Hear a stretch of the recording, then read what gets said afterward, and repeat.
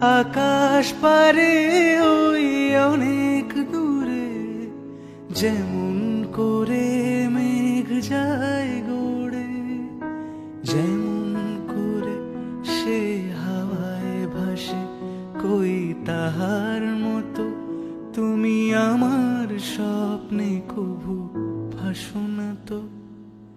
অলির কথা শুনে বকুল হাসে, কই তাহার মতো তুমি আমার কথা শুনে হাসো না তো।